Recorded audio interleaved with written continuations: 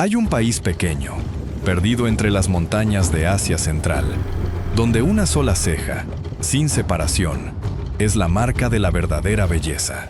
Cuanto más espesa, cuanto más oscura, más hermosa se dice que es una mujer. Una belleza de raíz persa, casi mística. Cuanto más la miras, más te atrapa. Pero también es un lugar donde una chica puede ser apartada a la fuerza del camino de vuelta del colegio y despertar como la esposa de un desconocido, donde un matrimonio puede acabarse con 3 palabras en una pantalla de teléfono encendida, donde 1 de cada 7 hombres ha desaparecido al otro lado de una frontera para encontrar trabajo. Un país casi enteramente musulmán, pero cuyo gobierno prohíbe el velo y obliga a los hombres a afeitarse la barba. La región más pobre de toda la antigua Unión Soviética. Esto es Tayikistán. Tayikistán es un rincón diminuto, encerrado entre Afganistán, Uzbekistán, Kirguistán y China. 11 millones de personas habitan este lugar donde más del 90% del territorio es pura montaña, y la tierra llana para cultivar es tan escasa que casi parece un mito. Pero esta tierra guarda una memoria profunda. Fue la frontera oriental del mundo persa. Aquí escribió Rudaki, el padre de la poesía persa, en el siglo IX. Aquí reinaron los reyes samánidas, cuyo nombre sigue vivo hoy en el dinero que gasta el país cada día, el somoni. En un valle aislado llamado Yagnob, unos pocos miles de personas aún hablan un idioma que desciende directamente del sogdiano, la lengua mercantil de la antigua ruta de la seda. Es el último rincón del planeta donde aún puede escucharse. Y en el valle de Serabshan se alzan las ruinas de Sarazim, una protociudad de unos 5.500 años, la más antigua de Asia Central. Comerciaba desde el mar de Aral hasta la India, cuando la mayor parte del mundo aún aprendía a caminar. Esa memoria se palpa en lo cotidiano. Las mujeres visten la kurta, un vestido largo de mangas bordadas. Los hombres llevan el chapán, una túnica, y el tupi, un pequeño gorro cuadrado. La vida es austera y dura. Las casas se agachan, gruesas, contra el frío. En muchos pueblos la electricidad solo llega unas horas al día. Incluso la capital esconde una broma en su nombre. Dushanbe significa lunes, por el mercado que se reunía aquí cada lunes. Antes de seguir, tengo curiosidad. ¿Hasta dónde está llegando esto? Deja tu ciudad o país en los comentarios. Los leo todos. Ahora mira esos rostros de cerca, porque la belleza aquí no sigue las reglas que conoces. En gran parte de Tayikistán, una sola ceja que se une en el centro es señal de belleza y pureza. Cuanto más espesa y oscura crece, más hermosa se considera a una mujer. Una ceja fuerte, sin tocar, se lee como salud e inocencia, justo lo contrario de lo depilado. Y si una chica no nació con ella, se la fabrica. Compra usma, una hierba verde que cuesta unos céntimos en cualquier mercado. La machaca hasta hacer una pasta oscura y pinta a mano la línea entre sus cejas. Es una belleza persa, silenciosa, piel pálida, mejillas coloradas, ojos oscuros que, dicen los viajeros, te atrapan más cuanto más los miras. Pero esconde una verdad amarga. En este país, una mujer puede tener dificultades dolorosas para casarse. Faltan hombres, diezmados por la guerra y la pobreza. Así que ha vuelto una costumbre que la ley llama delito. Un hombre puede tomar una segunda o tercera esposa, unida solo por un rito religioso que el Estado nunca firma. Ella obtiene el matrimonio, pero no la protección. Y detrás de estos rostros, aguarda algo más frío. Un matrimonio no siempre empieza con una pregunta. A veces empieza en el instante en que una chica es arrancada del camino de vuelta a casa. Si una historia así merece más ojos, pulsa el botón hype abajo. Solo son unos segundos, pero ayuda a que esto llegue a quienes nunca lo encontrarían. Te lo agradeceríamos. Se llama secuestro de novias y ocurre de verdad. Una chica vuelve del colegio, recoge algodón o cruza un parque, y varios hombres la rodean, la meten en un coche y se la llevan a casa de un desconocido para hacerla su esposa. Pero esto no es una antigua tradición tayika. Se importó hace poco de kirguisos y kazajos. La mayoría de los tayikos se avergüenza. La chica arrastra la vergüenza para todos, y el pueblo entero lo sabe. La escala es menor de lo que corre el rumor. La ONU contó apenas unos 100 casos denunciados en un año reciente, frente a más de 1000 al otro lado de la frontera, en Kirguistán. Pero casi nadie lo denuncia, así que la cifra real está a oscuras, por encima. Cuando se denuncia, la ley tayika sí lo trata como secuestro. ¿Por qué ha vuelto? Sigue el dinero. Una boda formal se ha vuelto aplastantemente cara. Regalos, banquete, invitados. Para un hombre sin recursos, robar una esposa sale más barato que casarse. Un país tan pobre que algunos deciden que una mujer es más fácil de tomar que de cortejar.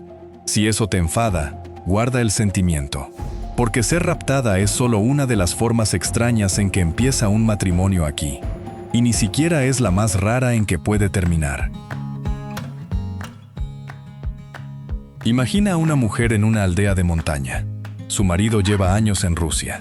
Una tarde, su teléfono se ilumina con 3 palabras: talak, talak, talak. Según cierta lectura del Islam, pronunciar divorcio 3 veces disuelve el matrimonio. Algunos decidieron que teclearlo valía igual. Lo escribieron desde una obra en Moscú y pulsaron enviar. La práctica se extendió entre los migrantes. Tayikistán prohibió el divorcio por mensaje en 2011, y las autoridades religiosas lo declararon contrario a la ley islámica, que exige decirlo ante la esposa.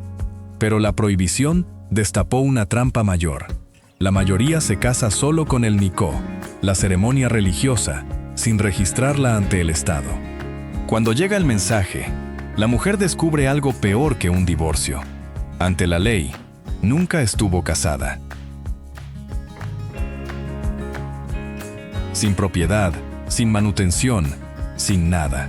Y las que sí se registraron, pueden esperar años, porque un tribunal no puede culminar un divorcio que no puede entregar, con el marido desaparecido en Rusia, inalcanzable. La misma pantalla que trae el dinero que mantiene viva a la familia, es la que destruye el matrimonio. Así que antes de preguntar cómo un teléfono puede cerrar un matrimonio, hay que responder algo más extraño. ¿A dónde se fueron todos los hombres? Se fueron al norte. Casi 1 millón de tayikos, 1 de cada 7 ciudadanos, casi todos hombres entre 18 y 60 años, viven del trabajo estacional en el extranjero, la mayoría en Rusia. A mediados de 2024, había alrededor de 1,2 millones de tayikos dentro de Rusia, más de 1/10 parte de toda la nación. Allí apilan ladrillos y cargan mercancías atravesando un invierno mucho más cruel que el de casa. Se van porque en su tierra casi no hay nada que ganar. Un visado de trabajo para Estados Unidos o Europa Occidental es prácticamente inalcanzable para un tayiko, mientras que Rusia les deja la puerta abierta. Y la necesidad siempre le gana a la nostalgia. El dinero que envían no es un extra, es el torrente sanguíneo. En 2024, las remesas equivalieron a cerca de la mitad de toda la economía del país, la proporción más alta del planeta. Alrededor de 1.800 millones de dólares regresaron a casa en un solo año, casi todos como números viajando entre teléfonos. Imagina que 1 de cada 7 personas que cruzas por la calle ya no está, y los demás viven de la mitad de lo que esos ausentes transfieren. El futuro entero de una familia se reduce a una cifra brillando en una pantalla pequeña, una vez al mes. Cuando llega, comen y construyen. Cuando se detiene, todo se detiene.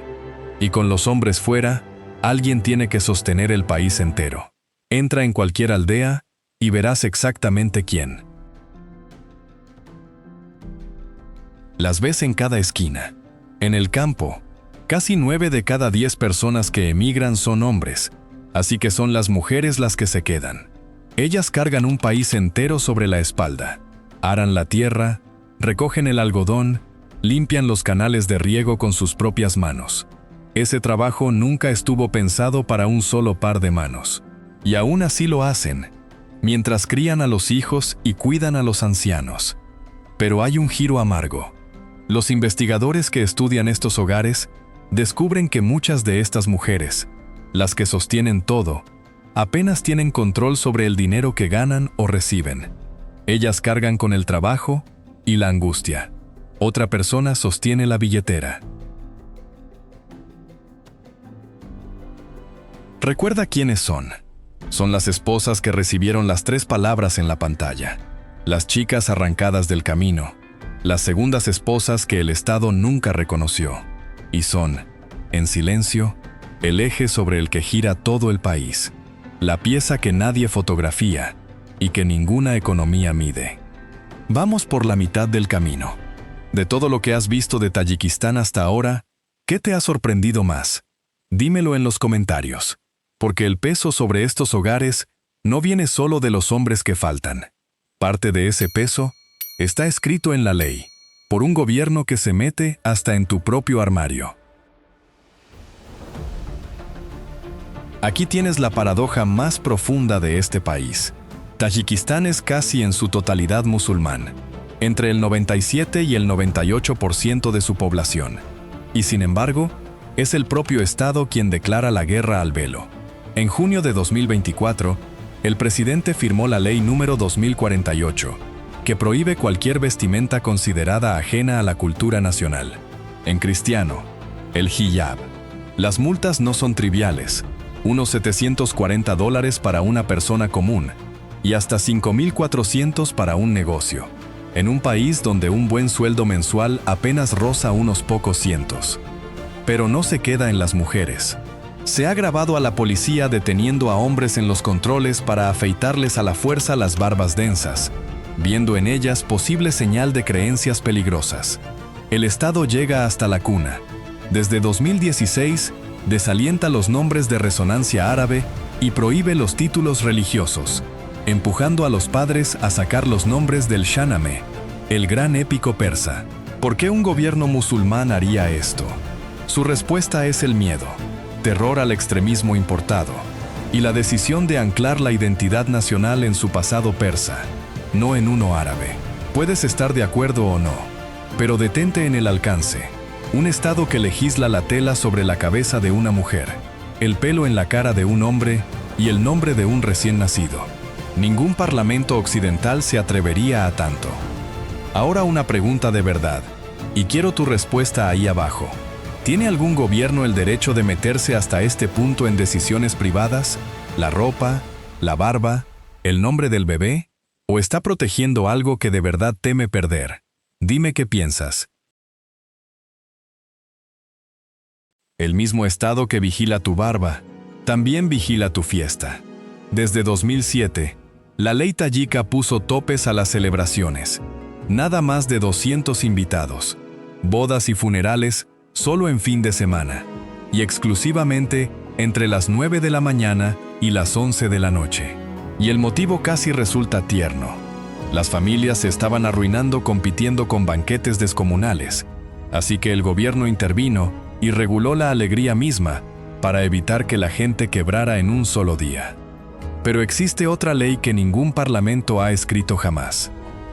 En una casa tayika, el invitado es un regalo de Dios. Sobre el dastarkan, ese mantel bajo tendido en el suelo, primero llega el té, antes de cruzar una sola palabra de negocios. Y siempre lo sirve la persona más joven de la mesa. En el centro descansa el oshi palav, ese arroz cocinado a fuego lento con zanahorias y cordero que la UNESCO reconoció en 2016 como Patrimonio Compartido de la Humanidad, con más de 200 recetas locales. Y debajo late un proverbio que no admite medias tintas. Come el osh de un hombre y le debes 40 años de respeto. Piensa en lo que eso significa para la gente de la que hablamos. Un hombre que vive con apenas $200 al mes pondrá su mejor plato frente a un desconocido y se sentirá profundamente herido si ese desconocido apenas lo prueba. Aquí, rechazar la bienvenida de alguien duele más que un insulto. Sostén las dos cosas a la vez. un gobierno que cuenta los invitados de tu boda, y un pueblo cuya ley más antigua, no escrita, dice que el extraño come primero. Las dos son ciertas, pero solo una aparece en las estadísticas. Y ahora sí, lo que el título prometía. De los 15 estados que dejó atrás la Unión Soviética, Tayikistán es el más pobre. Un buen sueldo oficial ronda los $314 al mes. El mínimo legal no llega ni a 83. Y para mucha gente, el día a día se resuelve con menos de $7. No es la pobreza del viajero, donde $1 se multiplica y sabe a ganga. Es la pobreza de quien vive aquí. La distancia entre lo que ganas y lo que necesitas nunca se cierra del todo. Pon un número junto al otro y la herida queda al descubierto. Estonia y Tayikistán arrancaron desde la misma línea en 1991, cuando el imperio se desmoronó. Hoy Estonia produce unos $32,000 al año por persona. Tayikistán apenas 1,400. 23-1. El mismo barco roto, partido en dos destinos completamente distintos. Y cada invierno, de octubre a abril, las luces se apagan. Casi toda la energía del país sale del agua. Así que cuando los ríos bajan y el frío dispara la demanda, el gobierno raciona la electricidad. En las zonas rurales, aguantan 8 o 10 horas al día, repartidas entre el amanecer y el anochecer. En algunos sitios, solo de 2 a 4. Hay niños aprendiendo las letras con la luz de un teléfono. El mayor consumidor de electricidad de todo el país es una sola fundición de aluminio, que históricamente se lleva cerca del 40% de la energía nacional. Las ciudades se quedan a oscuras para que la fábrica siga funcionando, porque esa fundición genera los divisas que pagan el trigo y las medicinas. No es crueldad, es aritmética, hecha con frío. Y sin embargo, vista desde el aire, la nación más pobre que dejó el imperio no lo parece en absoluto. Vista desde arriba, parece alarde de la tierra. Más del 90% de Tayikistán es montaña, donde dos de las cordilleras más altas de Asia, el Pamir y el Tien Shan, chocan. Los mapas antiguos llamaban al Pamir el techo del mundo. El pico Ismoil Somoni se eleva a 24.590 pies, más alto que cualquier cumbre de Norteamérica. Ha cambiado de nombre con los tiempos. Primero Pico Stalin, luego Pico Comunismo, y ahora lleva el de un rey persa medieval. A su lado se extiende el glaciar Fedchenko, unos 48 millas de hielo, el glaciar más largo del planeta fuera de las regiones polares. Pero las carreteras que cruzan tanta belleza son un suplicio. La autopista principal entre las dos ciudades más grandes pasa por el túnel de Ansov, 3 millas perforadas en la roca a casi 9,000 pies. Durante años, casi no tuvo iluminación ni ventilación, y el humo era tan espeso que los conductores lo llamaban el túnel de la muerte. Hace poco le instalaron luces y ventiladores. Más allá, el terreno se suaviza en lugares como Iskander Kul, un lago que lleva el nombre de Alejandro Magno, donde las familias van a asar carne junto al agua mientras los picos se tiñen de violeta al atardecer. Lo más extraño de Tayikistán, sin embargo, no es lo que la naturaleza construyó. Es lo que el país más pobre del viejo imperio construyó por sí mismo. Empieza con un mástil de bandera. En 2011, el país más pobre de todos levantó el más alto del mundo, 165 metros de acero dominando la capital. 3 años ostentando el récord, por un coste de $3,5 millones. Retén esa contradicción, porque es la llave que abre todo lo que viene. Ahora mira el río Vash, donde algo mucho mayor está cobrando forma. La presa de Rogun, cuando se termine, medirá 335 metros, la más alta del planeta, por encima de la Torre Eiffel. Está diseñada para igualar la fuerza de 3 reactores nucleares, iluminar a casi 10 millones de personas y duplicar la energía que el país produce hoy. A finales de 2025, el muro superó un hito clave. con la meta de alcanzar la independencia energética en 2027. Más de $5.000 millones han fluido desde 2008. Pero esto ya lo han hecho antes. En tiempos soviéticos construyeron la presa de Nurek, durante décadas la más alta del mundo, y que hoy sigue generando cerca del 70% de toda la electricidad nacional desde un solo muro de hormigón.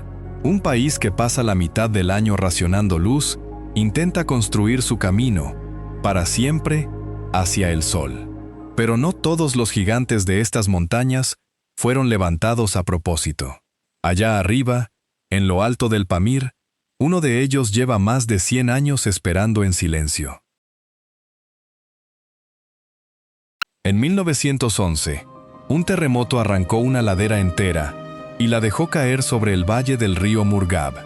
Ese desprendimiento levantó la presa de Ushuaia, 1860 pies, la más alta del mundo construida por la naturaleza. Detrás, el agua formó el lago Sarez, y no ha dejado de subir. Hoy son 16 kilómetros cúbicos suspendidos en lo alto del Pamir. Por eso el mundo la vigila en silencio. Si esa pared cediera, sacudida por otro sismo, o desbordada por un deslizamiento, la ola bajaría por el Bartang, el Panch y el Amu Darya. En el peor caso, alcanzaría a 5 millones de personas en 4 países, hasta el lecho seco del mar de Aral. Una ladera inestable conteniendo una ola con millones de vidas debajo. Por ahora resiste. Sobrevivió un terremoto de magnitud 7,2 en 2015, sin daños visibles. Satélites, Naciones Unidas y las fundaciones del Aga Khan, que financian alertas temprana para las aldeas, la vigilan. Aún así, los científicos admiten que no saben del todo qué hay dentro de esa muralla de escombros. Pero la naturaleza no es la única fuerza que mantiene unido a este país. También lo hacen una sola familia y un vecino hacia el este. Desde 1992, un solo hombre lleva las riendas de Tayikistán, Emomali Rahmon. Se hizo con el poder en plena guerra civil y después moldeó la constitución a su medida para, en la práctica, quedarse de por vida. Ahora prepara la sucesión. Su hijo Rustam, nacido en 1987, acumula ya 2 cargos de peso: alcalde de la capital y presidente del Senado. Esa segunda posición lo coloca, por ley, como el heredero directo. Durante 2025, Rahmon ha ido apartando del camino a funcionarios e incluso a parientes para dejarle la vía libre. Pero el verdadero dominio de la familia no está en los despachos, está en la economía. Las investigaciones del consorcio OKRP retratan un país gestionado como si fuera una empresa privada. El yerno del presidente dirige un conglomerado con tentáculos en petróleo y gas, minería, aduanas, banca y hasta autoescuelas. Una hija ejerce como jefa de gabinete, otra como vicepresidenta del mayor banco comercial, y en un caso rastreado por los periodistas, un nieto compró un apartamento en primera línea de playa en Dubái, valorado hoy en unos $1,3 millones, cuando todavía tenía 9 años.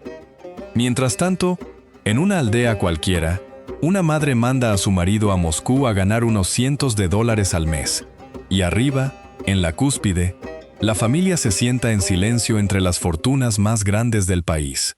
Ahí está parte de la respuesta a la vieja pregunta: ¿por qué un lugar con tantos recursos acaba con tan poco en manos de la gente corriente? Pero la familia que gobierna desde la capital no es la única fuerza que moldea el futuro de este país. Si quieres entender lo que viene, mira hacia el este. En 2011, Tayikistán hizo algo que casi ningún país hace: regalar territorio. Ratificó un acuerdo que entregó aproximadamente 1.000 millas cuadradas de los Altos Pamires a China. Pekín lo presentó como el cierre de una disputa fronteriza de un siglo. A cambio, una deuda considerable quedó condonada en silencio. Cuando no puedes pagar en efectivo, la única moneda que te queda es el propio mapa. Desde aproximadamente 2017, China cuenta con permiso para operar una base de seguridad discreta en la remota región de Gorno-Badakhshan, junto a la frontera afgana. Y la deuda no ha hecho más que crecer. A principios de 2026, Tayikistán debía en el exterior unos 3.000 millones de dólares, y China era su mayor acreedor, más de 700 millones, más de una cuarta parte del total. Para la gente de Badakhshan, todo aquello no se sentía como diplomacia, se sentía como la llegada lenta de un propietario. Ese es el precio silencioso de ser pobre, montañoso y estar acorralado. Al norte, la frontera con Kirguistán está tan mal trazada que se han enfrentado a tiros en más de una ocasión, por agua y tierra que los soviéticos nunca dividieron con claridad. Atrapado entre el fantasma de un imperio, sus propias montañas y vecinos gigantes, esperarías que este país se rompiera. Se niega. Pero los números, por fin, empiezan a girar. La economía de Tayikistán creció cerca del 8% en 2025, una de las tasas más altas de toda la región, y la proporción de personas en pobreza extrema se ha desplomado, de más de la mitad en 2010 a menos del 15% hoy. Cuando Rogun se termine y los inviernos oscuros acaben, el techo entero se eleva, y el mundo está llegando. Solo en los primeros 9 meses de 2025, entraron unos 1,4 millones de visitantes extranjeros, casi un cuarto más que el año anterior. El país ya deja pasar sin visado a ciudadanos de decenas de naciones, y la carretera del Pamir se ha convertido en un nombre que los senderistas se susurran como un secreto. Pero la verdadera riqueza de este lugar nunca estuvo en ninguna hoja de balance. Piensa en Dilshod Nazarov. Su padre murió en la guerra civil cuando él tenía 15 años. Su país no tenía casi nada que ofrecer a un atleta, así que su madre, profesora de educación física, le cosía el equipamiento de entrenamiento a mano. Él se preparaba caminando 6 millas al día, pasando controles militares. En 2016 lanzó el martillo a 258 pies y consiguió para Tayikistán su primer oro olímpico. Un campeón que el país más pobre no compró, sino que cultivó. Si esto ha cambiado un poco cómo ves este lugar, un like y una suscripción ayudan de verdad a que historias como esta sigan en pie. Te lo agradecemos, porque las riquezas reales de Tayikistán son esas que ninguna pantalla puede enviar y ningún mensaje puede arrebatar. Ponlo todo en fila, lado a lado. La novia robada y el mensaje que rompe un matrimonio. Las montañas que hambrean este lugar y a la vez lo protegen. Un gobierno que cuenta los invitados de tu boda, sobre un pueblo cuya ley más profunda es que el extraño come primero. No son contradicciones, son una misma realidad vista desde distintos ángulos. Una nación pequeña atrapada entre imperio, mercado y piedra, que cada día elige conservar su dignidad. No necesita tu lástima. La lástima mira desde arriba. Pide algo más difícil, que la entiendan.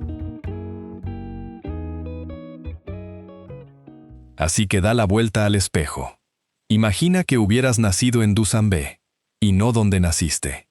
Todo lo que llamas normal, tu trabajo, tu matrimonio, la distancia entre tú y los que amas, estaría marcado por una línea distinta en el mapa.